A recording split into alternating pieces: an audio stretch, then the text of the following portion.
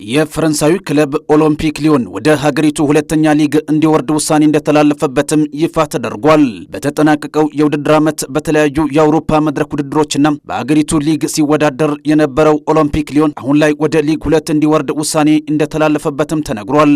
ሊዮን ወደ ሁለተኛው ሊግ ለመውረድ የተገደደው ያለበትን የፋይናንስ ችግር ማስተካከል ባለመቻሉ መሆኑን ምንጮች ጠቁመዋል። ክለቡ እስከ ውድድር ዓመቱ መጨረሻ የፋይናንስ ችግሩን እንዲያስተካከል የጊዜ ገደብ ተቀምጦለት የነበረ ቢሆንም ማስተካከል ባለመቻሉ የመውረድ ከባድ አደጋ ተጋርጦበታልም ተብሏል። የክለቡ ባለቤት ጆን ቴክስተር ከዚህ በፊት ኦሎምፒክ ሊዮን እንዳይወርድ ሁሉንም እናደርጋለን በማለት ቃል ገብተው እንደነበር የሚታወስ ሲሆን በእንግሊዙ ክለብ ክሪስታል ፓላስ ያላቸውንም ድርሻ መሸጣቸው በሳምንቱ መጀመሪያ ሲነገርም ቆይቷል። ከዛ በተጨማሪም የብራዚሉን ክለብ ቦታፎጎን በባለ ሀብትነት መያዛቸው የሚታወስ ነው። ይሁንና በባለ ሀብቱ ስር ሲተዳደር የነበረው የፈረንሳዩ ክለብ ወደ ሊግ 2 እንዲወርድ የተደረገ ሲሆን መውረዱ የሚረጋገጥ ከሆነ ግን በቀጣይ የውድድር ዓመት ስታድ ሬምስ በፕሌይ ኦፍ ከሜንስ ጋር ተጫውተው በሊግ 1 የሚሳተፉም ይሆናል። ኦሎምፒክ ሊዮን በቀጣይ በውሳኔው ላይ ይግባኝ መጠየቅ መብት እንዳላቸውም ተዘግቧል።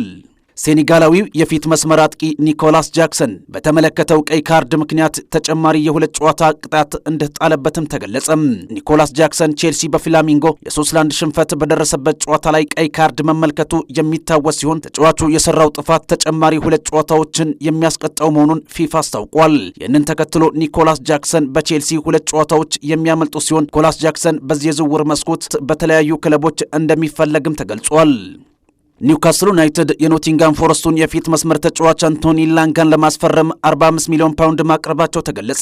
ኖቲንጋም ፎረስት ይህንን የቀረበለትን የዝውውር ሂሳብ ውድቅ በማድረግ ተጫዋቹን የመሸጥ ፍላጎት እንደሌላቸው ማስታወቃቸውም ተነግሯል። ኒውካስል ዩናይትድ አሁን ላይ ተጫዋቹን ለማስፈረም የሚያደርጉትን ጥረት ለመቀጠል ወይንም ከዝውውሩ ለመውጣት በማሰብ ላይ መሆናቸውም መረጃዎች ተያይዘው ወጥቷል። ኒውካስል ዩናይትድ መሐመድ ኩዱስንና የበርንማውዙን አንቶኒ ሴሜንዮን በዝርዝራቸው ውስጥ መያዛቸውም ተነግሯል። የ23 ዓመቱ አንቶኒ ኢላንጋ ባለፈው ዓመት በሁሉም የፕሪሚየር ሊግ ጨዋታዎች ለኖቲንጋም ፎረስት 6 ጎሎችን ሲያስቆጥር 11 ለግብ የሚሆኑ ኳሶችን አመቻችቶ ማቀበልም ችሏል። ቲዮ ሄርናንዴዝ ወደ ሳውዲ የመሄድ ነገሩ አይቀሬ ነው ሲሉ የኤሲ ሚላኑ ስፖርቲንግ ዳይሬክተር ተናገሩ። ፈረንሳዊው የግራ ክንፍ ተመላላሽ ቲዮ ሄርናንዴዝ ከ6 ዓመታት ቆይታ በኋላ ለአዲስ ፈተና ወደ ሳውዲው ክለብ አልሂላል ለማቅናት ከጫፍ ስለመድረሱም እየተነገረ ይገኛል። እንደ ካልሲዮ ሜርካቶ ዘገባ ከሆነ የሳውዲው ክለብ ለተጫዋቹ ዝውውር የመነሻ ሂሳብ 18 ሚሊዮን ዩሮ ለመክፈል መዘጋጀታቸው የተነገረ ሲሆን በዓመት 20 ሚሊዮን ዩሮ ደሞዝም ለመክፈል ተስማምተዋልም ተብሏል። የኤሲ ሚላኑ ስፖርቲንግ ዳይሬክተር ቲዮ ሄርናንዴዝ ወደ ሳውዲው ክለብ አልሂላል መሄዱ እርግጥ ነው፣ እኛም በሱ ቦታ አማራጭ ለመፈለግ ተዘጋጅተናል ሲሉ አስተያየታቸውን ሰጥተዋል።